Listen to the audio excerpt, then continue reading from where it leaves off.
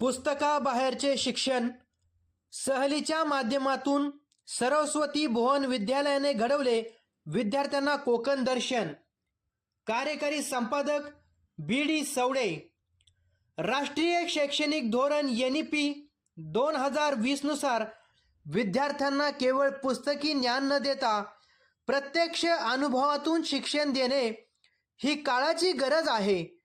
या धोरणाच्या दिशेने एक सकारात्मक पाऊल म्हणून श्री सरस्वती भुवन माध्यमिक व उच्च माध्यमिक विद्यालय जालना यांच्या वतीने वर्ग 5वी ते 8वीच्या विद्यार्थ्यांसाठी कोकण दर्शन शैक्षणिक सहल दिनांक 23 जानेवारी 2026 रोजी सकाळी 7 वाजता मोठ्या उत्साहात रवाना झाली। या सहलीची सुरुवात मोरगाव येथील श्री गणपती मोरेश्वराच्या दर्शनाने झाली।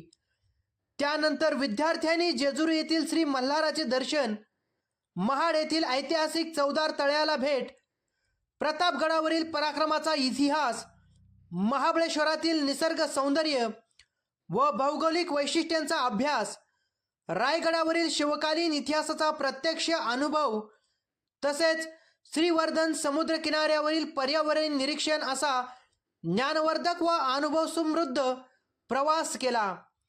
या शैक्षणिक सहली दरम्यान विद्यार्थ्यांना शैक्षणिक, धार्मिक, ऐतिहासिक, सांस्कृतिक व पर्यावरणीय स्थळांचा प्रत्यक्ष अनुभव घेण्याची सुवर्णसंधी मिळाली। इतिहासाचे धडे, गडकिल्ल्यावर समाज सुधारण्याचे महत्त्व, चौदार तळ्यावर तर भूगोल व पर्यावरणाचे शिक्षण समुद्र किनाऱ्यावर प्रत्यक्ष पाहता आले। त्यामुळे विद्यार्थ्यांचा अभ्यास अधिक जिवंत, परिणामकारक आणि स्मरणीय ठरला।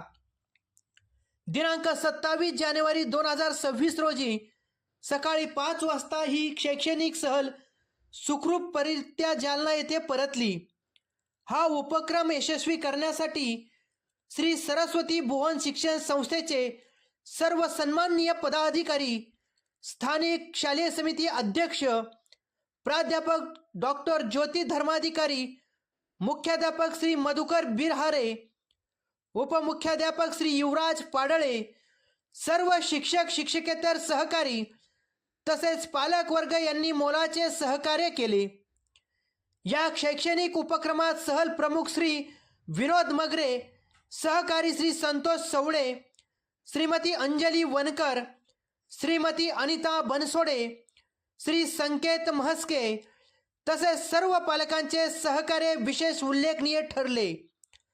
विद्यार्थ्यांच्या सर्वांगीण विकासासाठी राबवण्यात आलेली ही शैक्षणिक सहल NEP 2020च्या उद्दिष्टांना पूरक ठरत असून प्रत्यक्ष शिक्षणाचा आदर्श नमुना असल्याची भावना पालक व शिक्षकांनी व्यक्त केली।